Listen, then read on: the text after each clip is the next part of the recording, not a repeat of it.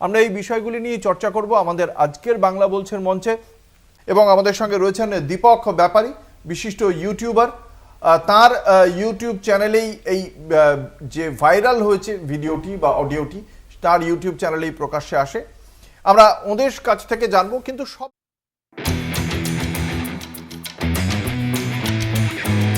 গতকাল রাত 8টা থেকে 9টা কলকাতা টিভিতে একটি ডিবেট ছিল। বিশেষ করে সন্দেশখালী নন্দীগ্রামে যে ঘটনাগুলো বিজেপি ঘটিয়েছে, কিন্তু দোষ চাপিয়েছে সবসময় তৃণমূলের ঘাড়ে। এই নিয়ে ডিবেট, এবং এর সাথে আমার কয়েকটি ভিডিও ক্লিপিংস এই টাইমে সোশ্যাল মিডিয়ায় ভাইরাল হয়েছে। গতকাল এবিপি আনন্দ, কলকাতা টিভি সহ অনেক চ্যানেলেই আমার চ্যানেলের ক্লিপিংস বারবার দেখানো হয়েছে। কিন্তু এটাকে নিয়ে কাউন্টার করা বা এটা যে মিথ্যা, এটা প্রমাণ করার চেষ্টা বিন্দুমাত্র করেনি, কিন্তু গলাবাজি করে সমস্ত তথ্য প্রমাণকে সন্দেশখালী হোক কিংবা নন্দীগ্রাম, সমস্ত তথ্য প্রমাণকে নস্যাৎ করে উড়িয়ে দিয়েছে গলাবাজি করে। শুধুমাত্র এই ভাওতাবাজি দিয়ে আর কতদিন রাজনীতি করবে? গতকাল কলকাতা টিভি সেই ভিডিও আপনাদের সামনে তুলে ধরছি। আপনারা দেখবেন যে যখনই কোনো তথ্য দেওয়া হচ্ছে তখনই ফুৎকারে উড়িয়ে দেওয়া হচ্ছে শুধুমাত্র এগুলো ফেক, এগুলো অমুক তমুক। কিন্তু এত ঘটনা ঘটেছে, এত 500-র উপরে মহিলা নাকি ধর্ষিতা হয়েছে, এটা হয়েছে ওটা হয়েছে, নানা রকমের ঘটনা। যে অ্যালিগেশনগুলো তৃণমূলের বিরুদ্ধে লাগানো হচ্ছে, বিজেপির হাতে কিন্তু কোনো ঘটনার কোনো তথ্য প্রমাণ নেই, শুধুমাত্র অভিযোগ, তার ভিত্তিতে ধরপাকড়, সবকিছু।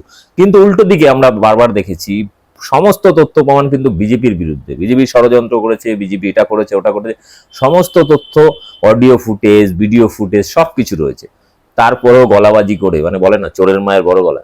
দেখুন গতকাল ডিবেটের একটা অংশ যেখানে আমি যখন কথা বলেছি বা তৃণমূলের একজন ছিলেন তিনি যখন বলছেন, তখন বারবার চিৎকার করে করে আমাদের বক্তব্যটা দাবিয়ে দেওয়ার চেষ্টা, এটাই করে বিজেপি। কিন্তু তিনি যখন বক্তব্য রেখেছেন, একবারের জন্য আমরা ডিস্টার্ব করিনি। দেখুন ভিডিওটি এবং ব্যাপক শেয়ার করুন। কলকাতা টিভিতে আপনাদের সকলকে স্বাগত। আপনাদের সঙ্গে রয়েছে আমি অঙ্কুর। শুরু করছি বাংলা বলছে। আগামীকাল নির্বাচন এবং যে 8টি কেন্দ্রে এরাজ্যে নির্বাচন রয়েছে তার মধ্যে অন্যতম তমলুক। আর ঠিক নির্বাচনের আগে থেকেই আমরা দেখেছি তমলুক লোকসভা কেন্দ্রের অন্তর্গত নন্দীগ্রাম, যা রাজ্য রাজনীতির ক্ষেত্রে একটি অত্যন্ত তাৎপর্যপূর্ণ নাম, সেই নন্দীগ্রাম উত্তপ্ত হয়ে রয়েছে। ইতিমধ্যেই রথিবালা আড়ি বলে এক ভারতীয় জনতা পার্টির কর্মীর মৃত্যুর ঘটনা ঘটেছে, বেশ কয়েকজন আহত হয়েছেন, তারা হাসপাতালে চিকিৎসাধীন। এই ঘটনাকে কেন্দ্র করে 25 জনের নাম করে এফআইআর দায়ের করেছে ভারতীয় জনতা পার্টি। আজকে পুলিশ আরও 2 জনকে গ্রেপ্তার করেছে যাদের নাম এফআইআরে নেই। অন্যদিকে এখনো পর্যন্ত এই ঘটনায় ভারতীয় জনতা পার্টির পক্ষ থেকে অভিষেক বন্দ্যোপাধ্যায়, মমতা বন্দ্যোপাধ্যায়ের নাম করে অভিযোগ করা হয়েছে। নির্বাচন কমিশন ঘটনার প্রেক্ষিতে জেলা শাসকের কাছে অ্যাকশন টেকেন রিপোর্ট গতকালই চেয়েছে। আজকে সেই জায়গায় দাঁড়িয়ে তৃণমূল কংগ্রেস একটি সাংবাদিক সম্মেলন করে সরাসরি বলেছে যে এই ঘটনার সঙ্গে, অর্থাৎ নন্দীগ্রামে যে তৃণমূল কংগ্রেসের দুষ্কৃতীরা বিজেপির কর্মীদের ওপর হামলা চালিয়েছে, অভিযোগ করছে বিজেপি, তা একেবারেই আদ্যন্ত অসত্য ভাষণ এবং সেখানে তৃণমূল কংগ্রেসের কোনো যোগ নেই ঘটনার সঙ্গে। এই ঘটনা পুরোপুরি পারিবারিক দ্বন্দ্ব, এমনটাই দাবি করা হয়েছে তৃণমূল কংগ্রেসের পক্ষ থেকে। অন্যদিকে পরিবারের পক্ষ থেকে এখনো পর্যন্ত তৃণমূল কংগ্রেসের বিরুদ্ধেই অভিযোগে অনড় রয়েছেন তারা। এরই মাঝখানে সামনে এসেছে একটি অডিও ক্লিপ, যে অডিও ক্লিপ সোশ্যাল ওয়েবসাইট থেকে পেয়েছে কলকাতা টিভি। যে অডিও ক্লিপের সত্যতা আমরা যাচাই করিনি, সেই অডিও ক্লিপে কিন্তু খুব স্পষ্টভাবেই জানাচ্ছেন এক ব্যক্তি যে এই গোটা ঘটনাটির পেছনে তৃণমূল কংগ্রেসের যোগ নেই এবং সেখানে কি ঘটেছিল সেই অডিও ক্লিপ তুলে ধরা হয়েছে। শুধু এই অডিও ক্লিপেই শেষ হয়ে যাচ্ছে না বিষয়টি। আরেকটি বিষয়, সিরিয়া পারভিন বসিরহাটে ভারতীয় জনতা পার্টির দায়িত্বপ্রাপ্ত নেত্রী ছিলেন এবং সেই সিরিয়া পারভিন গতকালই তৃণমূল কংগ্রেসে যোগদান করেছেন এবং তৃণমূলে যোগদান করার পরপরই তাকে ফোন করেন ভারতীয় জনতা পার্টির মিডিয়ার প্রধান অমিত মালভিয়া। এমনটাই দাবি করা হচ্ছে একটি অডিও ক্লিপ পেশ করে। যে অডিও ক্লিপ আজকে পেশ করা হয়েছে তৃণমূল কংগ্রেসের পক্ষ থেকে, সিরিয়া পারভিনের সঙ্গে কথা বলছেন অমিত মালভিয়া, এমনটাই তৃণমূলের দাবি। এবং সেখানে আমরা জানতে পারছি যে অমিত মালভিয়া তাকে বিজেপিতে ফিরে যাওয়ার প্রস্তাবও দিচ্ছেন। ফলে এই একের পর এক অডিও এবং ভাইরাল ভিডিও ক্লিপ আমরা সন্দেশখালী পর্ব থেকেই দেখতে পাচ্ছি। আজকেও সেই রকমই বেশ কিছু ক্লিপ এসেছে, আর তার মধ্যে ভোটের আগে দাসপুরে বিজেপি নেতার কাছ থেকে উদ্ধার হয়েছে 24 লক্ষ টাকা। ফলে সবকটি ইস্যুতেই কিন্তু বিজেপির দিকে নিশানা তৃণমূল কংগ্রেসের। আমরা এই বিষয়গুলি নিয়ে চর্চা করব আমাদের আজকের বাংলা বলছেন মঞ্চে। আমাদের সঙ্গে রয়েছেন বিশিষ্ট অতিথিরা, রয়েছেন প্রদীপ্ত মুখোপাধ্যায়, তৃণমূল কংগ্রেসের মুখপাত্র ডক্টর প্রদীপ্ত মুখোপাধ্যায়, এবং আমাদের সঙ্গে রয়েছেন দীপক ব্যাপারী, বিশিষ্ট ইউটিউবার। তার ইউটিউব চ্যানেলেই এই যে ভাইরাল হয়েছে ভিডিওটি বা অডিওটি, তার ইউটিউব চ্যানেলেই প্রকাশ্যে আসে। আমরা ওদের কাছ থেকে জানবো, কিন্তু সবার আগে আমরা প্রথমে শুনবো তৃণমূল কংগ্রেসের পক্ষ থেকে আজকে সাংবাদিক সম্মেলনে তৃণমূল মুখপাত্র অরূপ চক্রবর্তী ঠিক কি দাবি করেছেন নন্দীগ্রামের ঘটনার প্রসঙ্গে। আমরা বলছি না, যিনি মারা গেছেন তার পরিবারের একজন বৃদ্ধা, তিনি নিজে বলেছেন তার ভাসুরের ছেলে, বাড়ির দুই ছেলে তারা ছিল প্রেজেন্ট সেখানে, পারিবারিক দ্বন্দ্বে এবং বিজেপির এক নেতার থেকে টাকা নিয়েছিলেন। সেই অভিযোগ আমাদের নয়, পরিবারের লোক অভিযোগ করেছে, এবং কার সামনে? On camera. যেখানে পরিবারের লোক জড়িত এবং পারিবারিক কারণে এবং টাকার জন্য খুন, সেটাকে সম্পূর্ণ, যেটার সঙ্গে তৃণমূলের দূর দূরান্তে কোনো সংস্রব নেই, আমরা কমিশনে তো অভিযোগ জানাচ্ছি, কিন্তু আপনাদের জ্ঞাতার্থে বলছি, নন্দীগ্রামে যে ঘটনা ঘটেছে অ্যাবসলিউটলি পারিবারিক দ্বন্দ্বের জন্য হয়েছে, এবং তার পেছনে রয়েছে অর্থের ট্রানজাকশন। এবং একথা আমরা বলিনি, সেই পরিবারের বয়স্ক মহিলা তিনি নিজে অন ক্যামেরা স্বীকার করেছেন। তারপরও এটাকে রাজনৈতিক রং দিয়ে যে নোংরা রাজনীতি ভারতীয় জনতা পার্টি করছে, এই একই রাজনীতি তারা বসিরহাটেও করতে গিয়েছিল। আমার প্রথম প্রশ্ন তৃণমূল কংগ্রেসের মুখপাত্র ডক্টর প্রদীপ্ত মুখোপাধ্যায়ের কাছে, এই যে দাবিটা করছেন, এই দাবিটার ভিত্তিটা কি একমাত্র এই সোশ্যাল ওয়েবসাইটে ভাইরাল হওয়া ভিডিও বা অডিও? না, দেখুন, আমি এটা লাইভ দেখেছি এমন একটা গণমাধ্যমে যে পশ্চিমবঙ্গে এসে 2021 সালের পর থেকে আগুন ঝরিয়ে যাচ্ছে। সেই আগুন ঝরানো গণমাধ্যম যে সবসময় রাজ্যের বিরোধিতা করে, সেইখানে লাইভ হয়েছে, লাইভ ক্যামেরায় দেখেছি আমি। সেইটা একটা দিক। কিন্তু দেখুন, আমরা কি পশ্চিমবঙ্গে রাজনীতি করতে পারবো না? মানে কোনোভাবে রাজনীতি করা যাবে না। যেখানে মানুষের জন্য কাজ করার উদ্দেশ্যে, মানুষের জন্য থেকে মহিলাদের উন্নতির জন্য কাজ করার একটা আদর্শ নিয়ে 34 বছরের একটা জগদ্দল পাথরকে সরানো হলো, সেখানে এমনভাবে বিজেপি থাবা বসাতে চাইছে যে কোনো রকম ভাবে রাজনৈতিক যে উদ্দেশ্যে আমরা কাজ করার চেষ্টা করছি, সে রাজনীতি থাকছে না। নোংরা একটা উদ্দেশ্য প্রণোদিত ভাবে কালিমালিপ্ত করার প্রক্রিয়া চলছে, এবং প্রতি ক্ষেত্রে সেটা ধীরে ধীরে প্রমাণিত হচ্ছে, প্রতিটা ক্ষেত্রে। আজকে দেখুন, ষড়যন্ত্র নম্বর 4 এটা ষড়যন্ত্র নাম্বার 4। এই ভোটকালীন সময় ষড়যন্ত্র নম্বর 1 যদি হয় ওই বিচারপতির ভূমিকা, ষড়যন্ত্র নম্বর 2 যদি হয় সন্দেশখালী, ষড়যন্ত্র নাম্বার 3 যদি হয় ওবিসি সংরক্ষণ নিয়ে যে সার্টিফিকেট বাতিল, এবং ষড়যন্ত্র নম্বর 4 হচ্ছে এই নন্দীগ্রাম। আসলে আমরা খুব পরিষ্কার বুঝতে পারছি নন্দীগ্রামের যে হাওয়া, সেই হাওয়াতে ঘাটাল থেকে শুরু করে, কাঁথি থেকে শুরু করে মেদিনীপুর, সমস্ত জায়গায় ওই বালুকা মাটির যিনি মেজো খোকা, সেই মেজো খোকার পায়ের তলার মাটি সরে যাচ্ছে, এবং তাকে প্রমাণ করতে হবে যে তিনি কত বড় নেতা।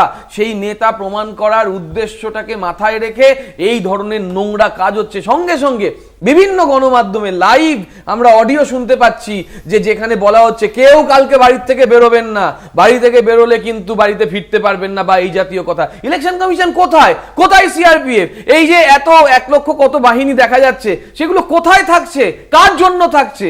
আমরা বুঝতে পারছি যে কোথাও গিয়ে এই 4টে কেন্দ্রে মানুষ ঠিক করে নিয়েছে, যেমন পঞ্চায়েতে 10,000 ভোটে পিছিয়ে ছিল ওই নন্দীগ্রাম অঞ্চলে, ঠিক তেমনই হতে চলেছে এই ভোটেও।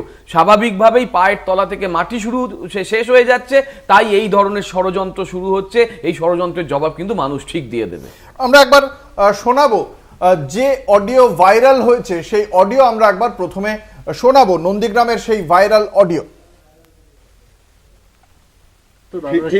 কি লেভেলের কাজ করেছে, রেপ হয় নাই, তাকে রেপে কনভার্ট করিয়ে দিয়েছে।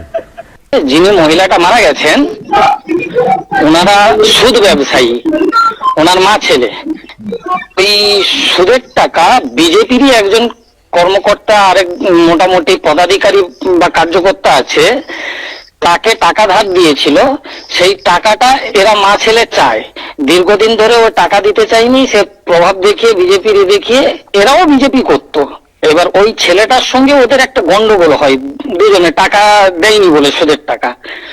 গতকাল রাত্রে বিজেপির একটা ফিস্ট ছিল রাত্রে ওদের, তো ওই ছেলেটাকে ওই ফিস্টে খাওয়ার জন্য ডেকেছে, ওই ছেলেটা যায়নি, ছেলেটাকে বাড়ি থেকে নিয়ে গেছে, নিয়ে গিয়ে ওখানে মেরেছে, মেরে ধরে ওকে আটকে রেখে ওকে বলছে তোকে সুদের টাকা দিতে পারবে না, তোকে এই আসল টাকাটাই নিতে হবে।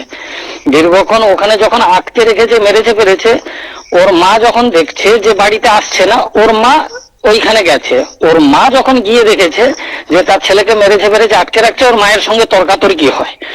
তখন ওই যে যে সুদ মোটামুটি দিয়েছিল, ও লাঠি নিয়ে মেরেছে ওর মাকে, ওর মার মাথায় যা লেগেছে, ওই আচমকা কিভাবে মারা গেছে রাত্রে, এটা তো আকস্মিক মানে আচমকা একটা দুর্ঘটনা যেটা বলতে পারেন।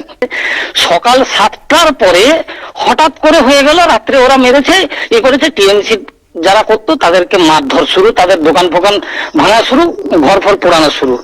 বাস এইটাই হচ্ছে মূল অরিজিনাল ঘটনা। যে ইউটিউব চ্যানেলে এই অডিওটি প্রকাশ্যে এসেছে সেই ইউটিউবার দীপক ব্যাপারী রয়েছেন আমাদের সঙ্গে। দীপক বাবু, যেটা আপনার সঙ্গে তো শুধুমাত্র এই ব্যক্তির কথা হয়েছে এমনটা নয়, অনেকের সঙ্গে কথা বলেছেন। সার্বিকভাবে নন্দীগ্রামের এই উত্তপ্ত হয়ে ওঠার পেছনে কারণটা কি বলে মনে করছেন? সত্যিই কি এখানে ওই যে সুদের কারবার, তার বাইরে যে হামলাটা হয়েছে সেখানেও কি অর্থের ট্রানজাকশন রয়েছে? হ্যাঁ, অবশ্যই। কারণ আমরা দেখছি লাগাতার গত 4-5 দিন ধরে বিভিন্ন জায়গায় বিজেপি নেতাদের গাড়ি থেকে লক্ষ লক্ষ টাকা উদ্ধার হচ্ছে, এবং তার উদ্দেশ্যটা কি আমরা এখন পরিষ্কার বুঝতে পারছি। তার কারণ আমার কাছে আরেকটা কল রেকর্ড আছে যেখানে এই 25 জনের নাম নেওয়া হয়েছিল। আপনারা জানেন যে শুভেন্দু অধিকারী ভরা মঞ্চে 25 জনের নাম ঘোষণা করছেন, যাদেরকে এফআইআরে অর্থাৎ এই খুনের জন্য দায়ী করা হচ্ছে। 25 জন, তার মধ্যে 25 জনের মধ্যে কয়েকজন আমাকে ফোন করেছিলেন, তাদের কল রেকর্ড। সেই কল রেকর্ডটা আমি এখনো রেডি নেই, নাহলে আপনাদের শুনিয়ে দিতাম। সেখানে সে বলছে যে শুভেন্দু অধিকারী আমাদেরকে 5 থেকে 10 লক্ষ টাকা অফার দিয়েছে, আমরা রাজি হইনি, তার জন্য আমাদের নাম এই এফআইআর লিস্টে ঢোকানো হয়েছে।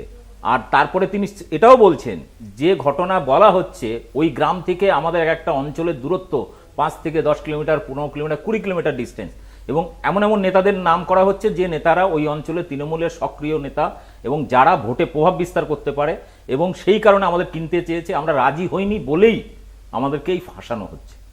এবং এই ঘটনার সাথে আমাদের তৃণমূলের কেউ যোগ নেই। তিনিও বলেছেন যে তারা সুদের কারবার করতো এবং বিজেপির একজন ওখানকার প্রভাবশালী লোক সে টাকা নিয়েছিল, এবং প্ল্যানফুলি এটা মার্ডার করেই পরবর্তীকালে গল্পটা তৈরি করা হয়েছে। আমরা এই আলোচনায় থাকবো এবং এ বিষয়ে ওই পরিবার কি বলছে তাদের বক্তব্য শোনাবো, কিন্তু তার আগে নিয়ে নেবো একটা ছোট্ট বিজ্ঞাপনী বিরতি। বিরতির পর ফিরে আসছি, সঙ্গে থাকুন। ফিরে এলাম বিরতির পর। আপনারা দেখছেন বাংলা বলছে, আপনাদের সঙ্গে রয়েছে আমি অঙ্কুর। ইতিমধ্যেই আমাদের সঙ্গে এই আলোচনায় যোগ দিয়েছেন আরো একজন বিশিষ্ট অতিথি, রাজ্য বিজেপির মুখপাত্র প্রসেনজিৎ ঘোষ আমাদের সঙ্গে যোগ দিয়েছেন। আপনাকে স্বাগত কলকাতা টিভি স্টুডিওতে। আমি যে আলোচনায় আমরা ছিলাম, তা নন্দীগ্রামের যে ঘটনা, রথিবালা আড়ির যে মৃত্যু, সেই মৃত্যুকে পারিবারিক দ্বন্দ্ব বলা হয়েছে তৃণমূল কংগ্রেসের পক্ষ থেকে। তার প্রেক্ষিতে তৃণমূল কংগ্রেসের বক্তব্য এবং একটি ভাইরাল অডিও, দুটোই আমরা শুনিয়েছি দর্শকদের। এবং ওই পরিবার, সেই পরিবারের পক্ষ থেকে কি অভিযোগ, সেই পরিবারের বক্তব্য আমরা শোনাবো। যে সঞ্জয় আড়ি এই মুহূর্তে চিকিৎসাধীন রয়েছেন, তার বোন, তিনি কি বলছেন আমরা শোনাবো। টিএমসি লোকেরা আমার দাদাকে ফোন করে ডাকলো, ওরা সেখানে গিয়ে আমার দাদাকে আমার মাকে মেরে ফেললো। ওরা কারা মেরেছে? টিএমসি লোকেরা মেরে দিল। পুলিশ কি ছিল ওখানে? পুলিশ ওখানেই ছিল। আমি তো পুলিশের পায়াতে ধরে কানলাম, আমি কত কথা বললাম। ওরা তো কেউ আমার মা দাদাকে নিয়ে গেল না, ওরা তো দাঁড়িয়ে দাঁড়িয়ে দেখলো, আর তাদের সাপোর্ট করছে। আর আমাদের যত লোক আছে সবাইকে মেরে শু করে দিচ্ছে, 6-7 জনকে মেরে দিচ্ছে, যেই ওদের টানতে যাচ্ছে তাদের মারছে ওরা। আমি আসবো বিজেপি মুখপাত্র প্রসেনজিৎ ঘোষের কাছে। এর আগে কিন্তু আরেকটি অডিও ক্লিপে আমরা দেখতে পেয়েছি, শুনতে পেয়েছি যে এই ঘটনার সময় উপস্থিত ছিলেন, এমনকি এই পরিবারের পক্ষ থেকেও বলা হয়েছে যে তাদের পরিবারের সদস্যরাও সেখানে উপস্থিত ছিল যেখানে রথিবালা আড়ির উপর হামলা হয়। পারিবারিক দ্বন্দ্ব, সেই বিষয়ে আলোকপাত করবেন? মানে আজকে আপনাদের কাছে বলার কি থাকলো? দেখুন, কোন ভিডিও কোথায় কি বলছে, যেমন ওই কাটাছেড়া করা একটা ভিডিও দিয়ে সন্দেশখালীর 5 শতাধিক মা বোনেদের সম্ভ্রম নিয়ে সম্ভ্রম মানে হারায়নি, তাদের শিলতানি হয়নি, যে বলবার চেষ্টা হয়েছে সেটা বাংলার মানুষ তথা ভারতবর্ষের মানুষ বিশ্বাস করে না। সেখানেও পঞ্চায়েত সমিতির এক সদস্যা তৃণমূলের, সেই নিজে বলেছে যে আমি নিজে ভিকটিম, আমি নিজেই নির্যাতিতা। তো এখানে এটা পরিকল্পিতভাবে তৃণমূল কংগ্রেসই হত্যা করেছে, পায়ের নিচের মাটি সরে যাচ্ছে, আজকে গতকাল রাত্রে হয়েছে।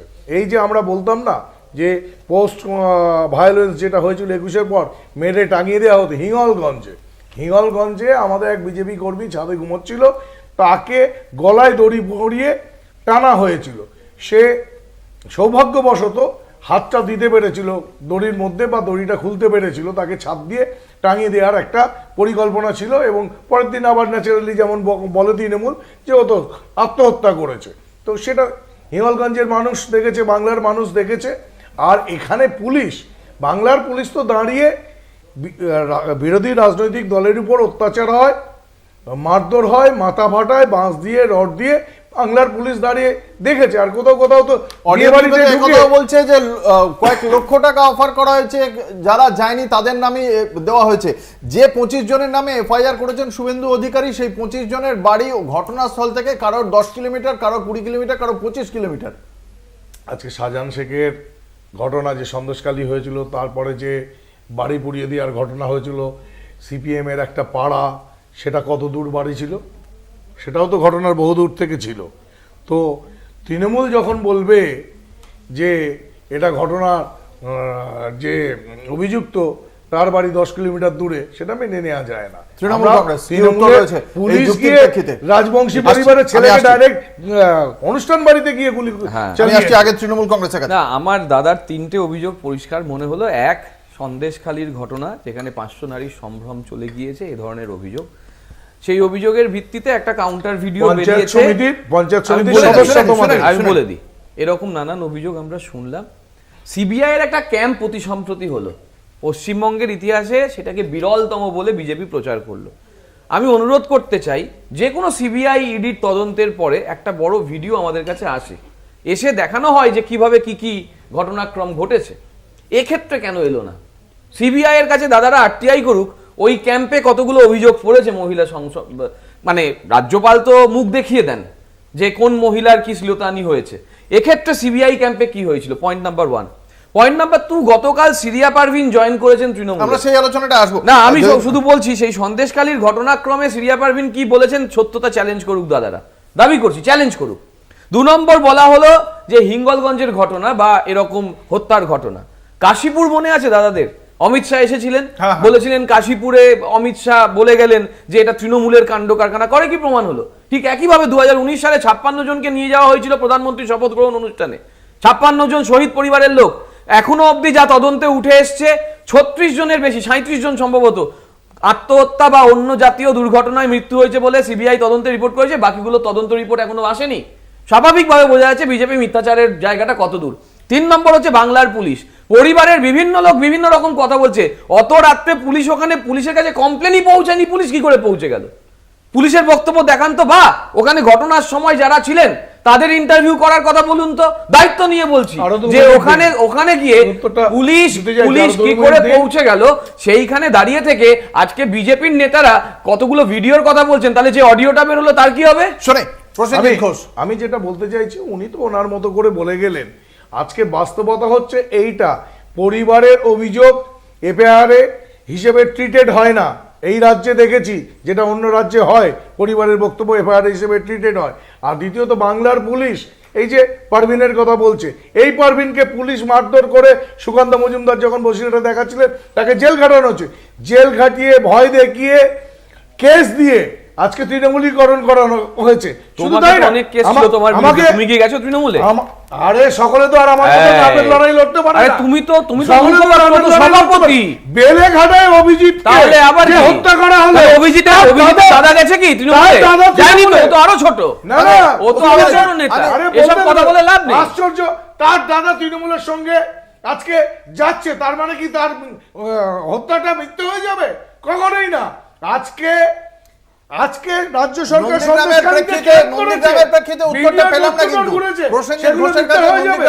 উত্তর পেলাম না। একটা ছোট্ট বিজ্ঞাপনের বিরতিতে যাবো, বিরতির পর আবার ফিরে আসছি আলোচনায়। সঙ্গে থাকুন। এই বলছে। ফিরে এলাম বিরতির পর, আপনারা দেখছেন বাংলা বলছে, আপনাদের সঙ্গে রয়েছে আমি অঙ্কুর। নন্দীগ্রাম নিয়ে আমাদের আলোচনা হলো। সেই নন্দীগ্রামে চাপানুতর তো চলবেই। বিজেপি বক্তব্য, তৃণমূল কংগ্রেস হামলা চালিয়েছে। তৃণমূল কংগ্রেসের বক্তব্য, পারিবারিক দ্বন্দ্বকে রাজনৈতিক ডিভিডেন্ড পাওয়ার জন্য ভারতীয় জনতা পার্টি তৃণমূল কংগ্রেসের নেতাদের নামে এফআইআর করেছে। ফলে শেষ পর্যন্ত কি হয়েছে সেখানকার মানুষ নিশ্চয়ই জানেন। তারা সেটা ভেবেই তাদের মত প্রতিফলিত করবেন ইভিএমে। কিন্তু আজকে এই যে বসিরহাট, যে সন্দেশখালী কাণ্ডে আমরা দেখেছিলাম ফেব্রুয়ারি থেকে উত্তপ্ত হয়ে উঠেছিল গোটা রাজ্য। যে সন্দেশখালী ভারতীয় জনতা পার্টির অন্যতম একটি রাজনৈতিক ইস্যু এই লোকসভা নির্বাচনে। সেই সন্দেশখালী কাণ্ডে সিরিয়া পারভিন, ভারতীয় জনতা পার্টির বসিরহাট সাংগঠনিক নেত্রী, তিনি গতকালই তৃণমূল কংগ্রেসে যোগদান করেছেন এবং তারপরেই তার কাছে একটি ফোন আসে। সেই ফোনের অপর প্রান্তে অমিত মালভিয়া, বিজেপির মিডিয়া প্রধান, তিনি ছিলেন বলে দাবি করছে তৃণমূল কংগ্রেস। এবং আজকে তারা সেই বিষয়ে সাংবাদিক সম্মেলনে এই ফোনের ক্লিপ যেমন শুনিয়েছেন এবং তার পাশাপাশি তারা বক্তব্য রেখেছেন। বসিরহাটে ভোটের আগে তৃণমূল কংগ্রেসের মুখে সন্দেশখালী ক্রনোলজি ক্রাইম কি বলা হয়েছে আমরা দেখে নেব এই প্রতিবেদনের মাধ্যমে। কি লেভেলের কাজ করেছে? রেপ হয় নাই, তাকে রেপে কনভার্ট করিয়ে দিয়েছে।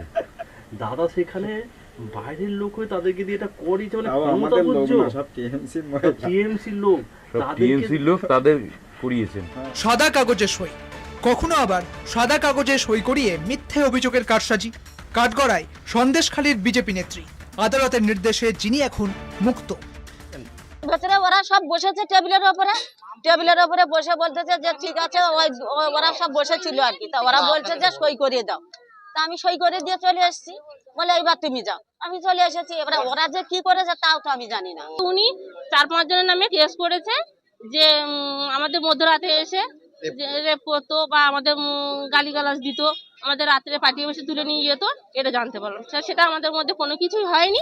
এরই মধ্যে গত 15ই মে ফের এক নতুন অভিযোগ, ফের এক শ্লীলতাহানি, ফের ভয় দেখিয়ে অভিযোগ প্রত্যাহারের কথা।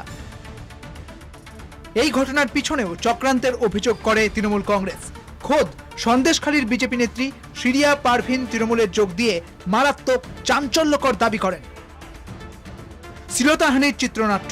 রিসেন্ট 15 তারিখের একটা ঘটনা, এটা সবাই দেখেছে। নূতন করে সন্দেশখালীতে আবার একজন মহিলা শ্লীলতাহানি এবং ধর্ষিত হয়েছে। আমি অপারেশন করার জন্য আমাকে উপর থেকে ফোন করা হয়। আমি কোনো একটা বিধানসভা, আমি যেহেতু ডিস্ট্রিক্টে কাজ করছি, আমি কোনো একটা বিধানসভাতে রাত তখন 9:30 বাজে আমি ছিলাম। আমাকে ফোন আসে, এক্ষুনি সন্দেশখালী চলে যেতে হবে। আমি সন্দেশখালীর পথে রওনা। আমাকে ফোন কল আসে যে একটা মোবাইলে মেসেজ করা হচ্ছে, মেসেজটা ফলো করো, আমি ডিলিট করে দেব।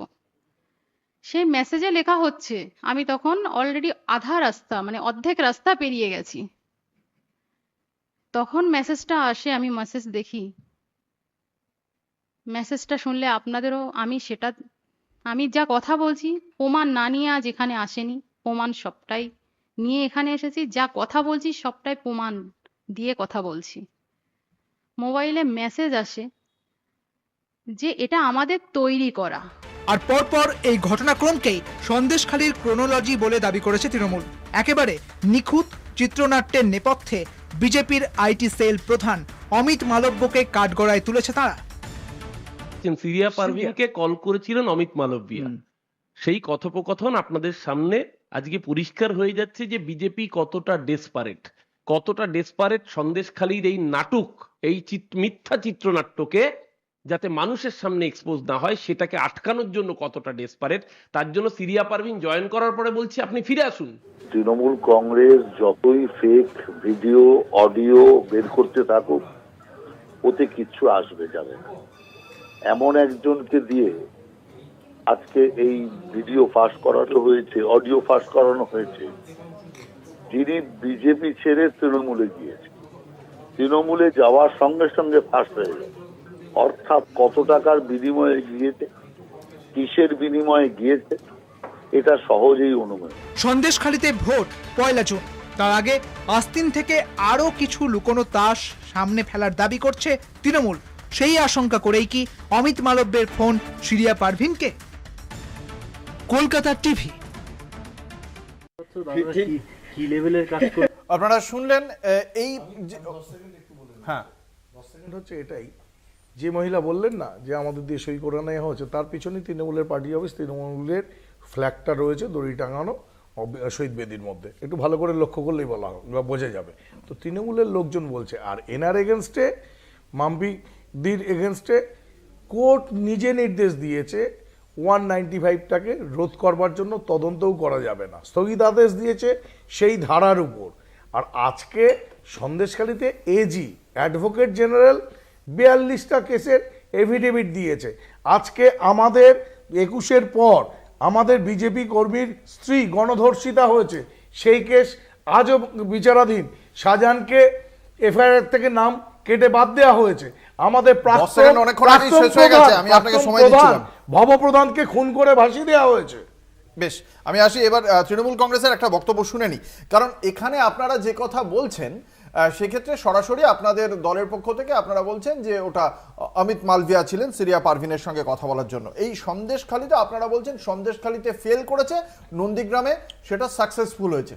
নন্দীগ্রামে সাকসেসফুল হওয়ার পর যাদের বিরুদ্ধে নাম উঠেছে তাদের কি এখন অবধি, মানে শেখ সুফিয়ান সহ আরো 25 জনের নামে তো নাম উঠেছে, তাদেরকে কি এখনো ডেকেছে পুলিশ? আপনি জানেন না পুলিশ ডেকেছে কিনা আমি জানি না, কিন্তু পুলিশ কিছু গ্রেপ্তার করেছে সেটা আপনাদের মাধ্যমে দেখেছি। কিন্তু বিজেপি যা বলে তা করে না, সেটা আপনারা এইমাত্র আরেকটা প্রমাণ পেলেন।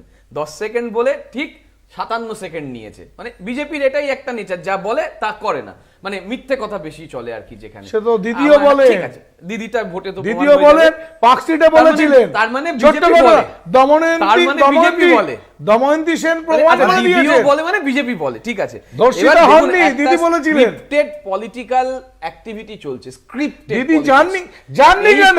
গন্ধ শুনে তো মাহমুদ বলে দিতে পারে। তৃণমূল বলতে দিইনি আমি। স্ক্রিপ্টেড পলিটিক্সটা, অর্কেস্ট্রেট পলিটিক্সটা খুব পরিষ্কার করে দিচ্ছে মানুষের মধ্যে। দেখুন তৃণমূলের ফ্ল্যাগ পিছনে রয়েছে, এরকম যদি কথা বলা হয় তাহলে যখন নন্দীগ্রামের ঘটনাক্রম হচ্ছিল, নন্দীগ্রামের জেলা গতকাল বলেছে ওদের নেতা বিজেপির বলছে যে আমাদের এখানে মানুষ স্বতঃস্ফূর্তভাবে আন্দোলন করেছে, বা অন্যান্যরাও বিজেপির বড় নেতারাও বলেছেন, তাহলে সেখানে বিজেপির ফ্ল্যাগ নিয়ে বিজেপির স্লোগান নিয়ে আরে কালকে যে মারা গেছে সে তো বিজেপির কর্মী। আচ্ছা তাহলে তোমার তাহলে এখানেই বলে জনসাধারণ হিসেবে দেখানো হয়নি, সেটা আমাদের কর্মী। আমি একটু বলি, সেটা হচ্ছে এর মধ্যে যতগুলো অডিও ভিডিও ফাঁস হয়েছে প্রত্যেকটাকে বলা হচ্ছে ফেক।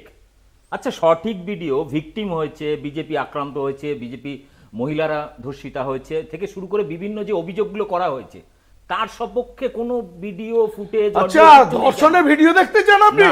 আপনি মা বোনদের সম্মান অসম্মান করছেন, তাহলে কি বলতে চাইছেন? কোন ভিডিও মানে কিভাবে ধর্ষণ হচ্ছে, কিভাবে শিরোনাম দিয়েছে, দেখে পাঠানো হয়েছে, নির্লজ্জের মতো কথা বলবেন না, কারো অডিও নেই, নির্লজ্জের মতো কিসের ভিডিও চলছে, কে এখন বলেন তার ভিডিও মানে, তার ভিডিও মানে নির্লজ্জের মতো কথা বলছে। বাংলার মা বোনদের অপমান করছে।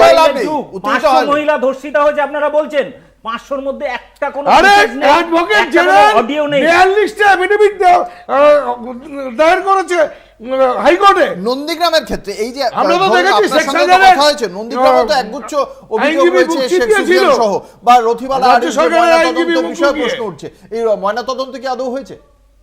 ময়না তদন্ত তো এখন মানে সেখানে কি খুনের কথা বলা হয়েছে? এখনো পর্যন্ত তদন্তের আগে বলে দেওয়া হচ্ছে পারিবারিক ব্যাপার। আপনারা তো খুন বলছেন, হ্যাঁ খুনই তো হয়েছে। কিসের ভিত্তিতে বলছেন? কিসের ভিত্তিতে? এখন তো পরিবারের অভিযোগ, পরিবারের অভিযোগটাই সেটাই তো উনি বলছেন। পরিবারের অভিযোগ হিসেবে সঞ্জয় আরি কোন হাসপাতালে পারিবারিক হত্যা, সঞ্জয় আরি কোন পরিবারের লোকরা যা বলছেন, ওনারা যা বলছেন তোমাদের চ্যানেলে ওনারা যা বলছেন, নিজের রক্তের সম্পর্কে দুটো আলাদা। পরিবারের জ্ঞাতি গোষ্ঠী কি বললো সেটা দেখে কথা বলবেন না।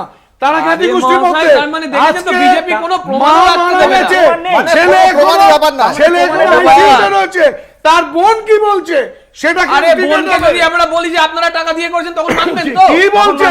ওই যে এবার হচ্ছে কি বলছে, এবার বলছে কি বলছে, যা রক্তের সম্পর্ক নয়, যা বলছে আমার দুজনকে কি বলছে, তাহলে সেটা অডিও করা হলো, সেটা ভিডিও করা হলো, সে তো সামনে থেকে দেখেছে বলছে, সে তো সামনে থেকে দেখে বলছে, মানুষ বুঝে গেছে, বাংলার মানুষ জেনে গেছে। বিজেপি কোর্টে যাবে না, কোর্টে গিয়ে বলুন এটা সত্য না সত্য, বিজেপির কাছে কোর্টে যাবো তো, আমরা তো কোর্টেই ফিরে এলাম বিরতির পর। আপনারা দেখছেন বাংলা বলছে, আপনাদের সঙ্গে রয়েছে আমি অঙ্কুর। যখন সন্দেশখালী এবং নন্দীগ্রামের বিভিন্ন ভাইরাল অডিও ক্লিপকে কেন্দ্র করে তৃণমূল কংগ্রেস এবং ভারতীয় জনতা পার্টির মধ্যে এই রাজনৈতিক চাপানোতর চলছে, তারই মধ্যে আবারও একটি ঘটনা। এর আগে আমরা দেখেছিলাম খড়গপুরে বিজেপির একজন ব্যক্তি, তিনি, তার নাম সমিত পণ্ডা, তার কাছ থেকে প্রায় 33 লক্ষ টাকার মতো উদ্ধার হয়েছিল। এবার দাসপুরের খুকুরদায় এক ব্যক্তির গাড়ি চেকিংয়ে, নাকা চেকিংয়ে তার কাছ থেকে প্রায় 24 লক্ষ টাকা উদ্ধার হয়েছে। কি বলবেন? প্রসেনজিৎ ঘোষ বিজেপি বলছে। হ্যাঁ হ্যাঁ, প্রথম কথা হচ্ছে এই যে উদ্ধার হওয়ার যে কথা হচ্ছে, নাকা চেকিং, নির্বাচন কমিশনের নির্দেশে নাকা চেকিং হচ্ছে। আমরা জানি অ্যাম্বুলেন্সে করে টাকা গেছে, সবকিছু। এটা বিজেপির কেউ নয়, এরা বিজেপির গাড়িই নয়, বিজেপির টাকা তো দূরের কথা, গাড়িই নয়, এটা বিজেপির নেতাটাও নয়। কারণ আমাদের ব্লক লেভেলের মন্ডল সভাপতি গাড়ি পায় না। আজকে যারা বিধানসভা লেভেলের বলে মুখ্যমন্ত্রী সরাসরি অভিযোগ করেছেন। কি বলছেন? সেন্ট্রাল গভর্নমেন্টের গাড়িতে করে টাকা ঢুকেছে বলে সরাসরি অভিযোগ করেছেন। মুখ্যমন্ত্রী তো অভিযোগ করেন, কোনটা সত্যি হয় উনি তো গন্ধ শুকে বলে দেন মাওবাদী আছে। বকটুইয়ের ক্ষেত্রে কেস সাজানোর কথা বলেছেন, কত ক্ষেত্রে তদন্তের আগে বলে দিয়েছেন। পরবর্তীকালে গিয়ে সেটা প্রমাণ হয়েছে যে পুলিশ গুলি চালায়নি রাজবংশীদের, যেটা মালদায়, কিন্তু পরবর্তীকালে প্রমাণ হলো যে পুলিশ গুলি চালিয়েছে, শুধু বাধ্য হয়েছে কথাটা যুক্তি করা হয়েছে। একটু অনুরোধ করব, দুটো তিনটে খবর মানে বেরিয়েছে পার্টি অফিস থেকে, বলা হচ্ছে যে এটা কেন্দ্রীয় পার্টি অফিস থেকে এসছে, আমাদের পার্টি অফিস অ্যাকাউন্ট থেকে তোলা হয়েছে আমাদের পার্টি অফিস রিনোভেশনের জন্য। মানে সেই লোকটা কি করে বিজেপির হলো না আমি বুঝতে পারলাম না। মানে সে তো নিজে বলছে যে আমার বিজেপির পার্টি অফিস থেকে এসে, এবং সেটা অ্যাপ্রিসিয়েট করা হয়েছে বিজেপির তরফ থেকে, লোকাল বিজেপির তরফ থেকে বলা হয়েছে ওটা আমার পার্টির টাকা। আর দাদা এখানে বলেছে সে বিজেপিরই লোক না। মানে কোনটা সত্যি, এইটা মাথায় রাখতে হবে। আসলে ভগবানকে জেতাতে হবে, যে ভগবান এন্টার পলিটিক্যাল সায়েন্সে পাস করেছেন, 1980 দশকে যে মানে ডিজিটাল ক্যামেরা বার করেছেন, যে কলকাতা মেট্রো যখন হয়নি তখনই কলকাতা মেট্রো এসে দেখে দিয়েছেন। ফলে সেই সব মানুষকে জেতাতে গেলে এই ধরনের কথা বিজেপিকে বলতে হয়। একদিকে এই বিজেপি মেট্রো কিভাবে চলছে কলকাতায়, কত দ্রুত কাজ হচ্ছে, খুব ভালো হচ্ছে, খুব ভালো, ধন্যবাদ। এবার মুশকিল হচ্ছে সবাই ব্যাকড্রপটা দেখে, ব্যাকড্রপটা খুব ইম্পর্টেন্ট। ভিত্তি হলে তবে বাড়ি ভালো হয়, তাই না? সেইখানে দাঁড়িয়ে থেকে বিজেপির নেতাদের সমস্যাটা হচ্ছে যে তথ্য নিয়ে চর্চা করবে না। মিঠুন চক্রবর্তীর বক্তব্য তো খবর দেখে না, খবর রাখে না, খবর তৈরি করে। এই এমন খবর তৈরি করতে গেল বুমেরাং হয়ে ফিরে এলো। মুশকিল হচ্ছে টাকা কিভাবে ছড়ানো হচ্ছে সেটা কম বেশি মানুষ জানে, এবং তার সঙ্গে সঙ্গে ভয়। নন্দীগ্রামে, সন্দেশখালীতে যেভাবে ভয়ের বাতাবরণ তৈরি করা হচ্ছে, এবং কোথাও কোথাও সিআরপিএফ কে ব্যবহার করা হচ্ছে, এবং সেই সঙ্গে সঙ্গে শ্লীলতাহানির কথা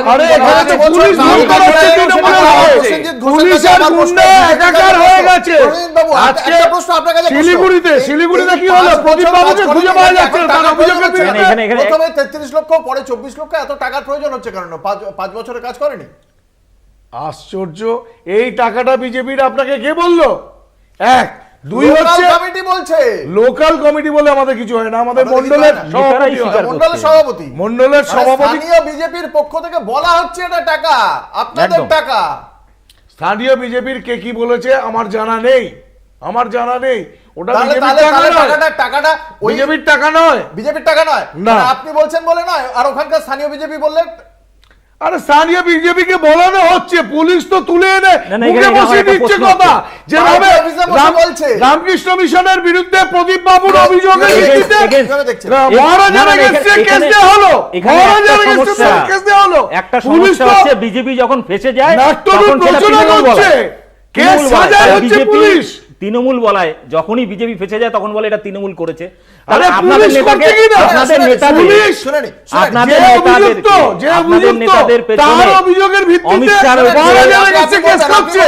আপনাদের নেতাদের পেছনে অমিত শাহ রয়েছে, বিশ্বগুরু রয়েছে, সিআরপিএফ, আর্মি, সবকিছু রয়েছে, আর তৃণমূলের ভয়ে আপনার নেতারা মিথ্যা বলে দেবে কেন? তৃণমূলের ভয়ে মিথ্যা? ল অ্যান্ড অর্ডার কার? ল অ্যান্ড অর্ডার রাজ্যের নয়। তাহলে যে এখন যে পাল্টি খেলো যে মহিলারা, আপনাদের মহিলারা পাল্টি খেয়েছে,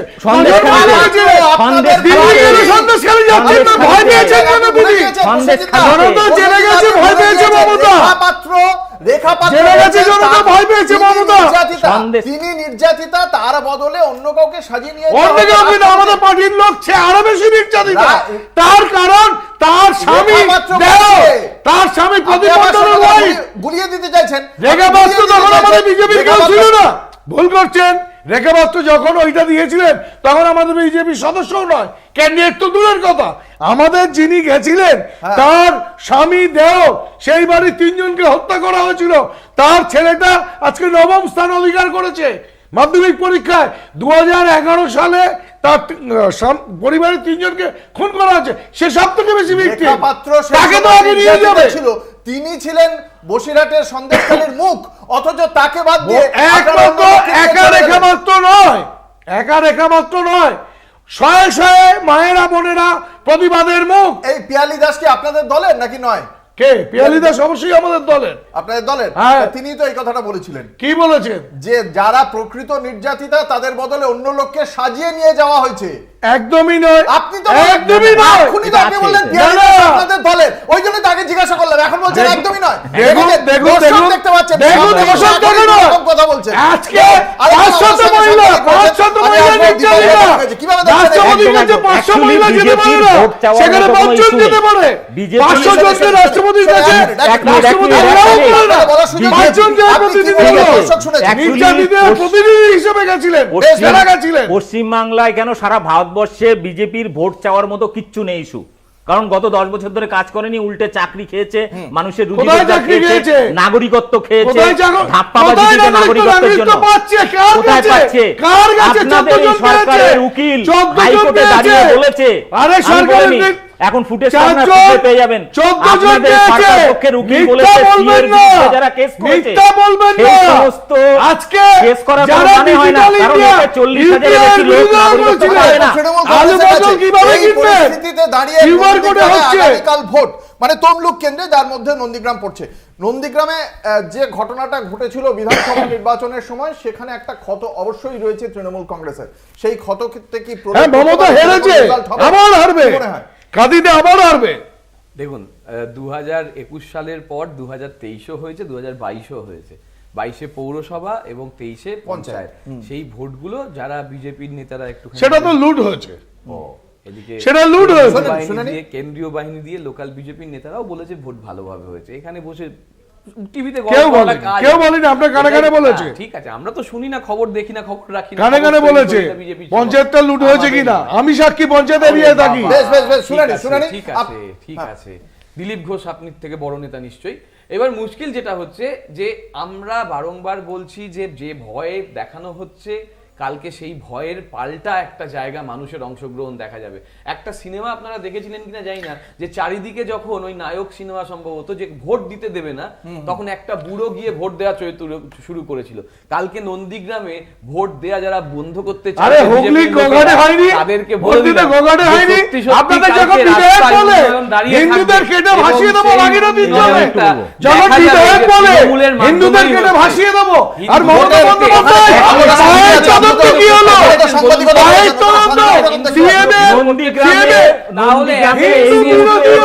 মাইকিং করছে যে ভোটের দিন বেরোলে তাকে বাড়ি ফিরতে দেবে না, ওকে মাইকিং করছে, মাইকিং করছে, সেই ফুটেজ আছে আমার কাছে। তদন্ত কি হলো? বিজেপি মাইকিং করছে নন্দীগ্রামে, ভয় দেখাচ্ছে মানুষকে। পুলিশ মন্ত্রী বার করতে পারলো না কেন? আচ্ছা, আমি একটা প্রশ্ন করবো, বিজেপিকে ভোট দেবে কেন? বাংলার মানুষ বিজেপিকে ভোট দেবে কেন আমাকে বলুন।